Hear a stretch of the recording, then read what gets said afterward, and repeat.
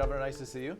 Thank you. Thanks for being back with us, especially given the recent headlines right now. We want to talk to you a little bit about national security and foreign policy, but I want to talk to you about something that's making news most recently. One of your rivals, Ted Cruz, has called for a religious test for refugees. He says Syrian Muslim refugees should be resettled in the Middle East in majority Muslim countries. Should there be a religious test for refugees coming to this country? You know, I mean, first of all, I don't think any refugee should come in now until we can determine who they are, that our country will be safe. You talked about a new agency that you're promoting today that would help promote Judeo-Christian values around the globe. You're promoting a new government agency, is that correct?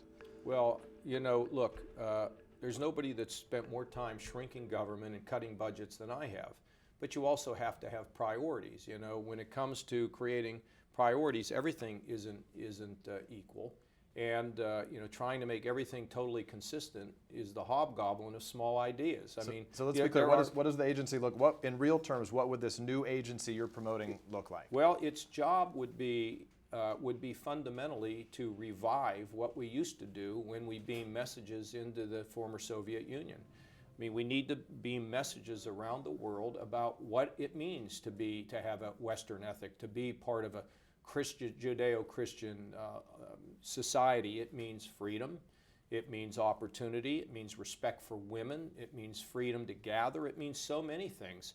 And to be able to send these messages into a place like Russia, which is absolutely trying to prevent people from hearing the truth, or even in China when they try to figure out how to limit the effectiveness of the internet, and of course most particularly in the Middle East, where young radicals are constantly fed ideas that lead to more radicalization.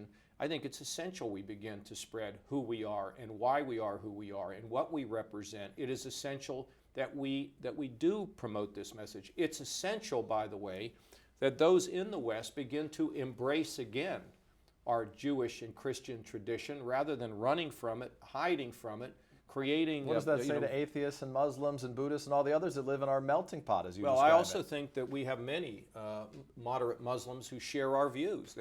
There are many of them. They condemn the Paris attacks.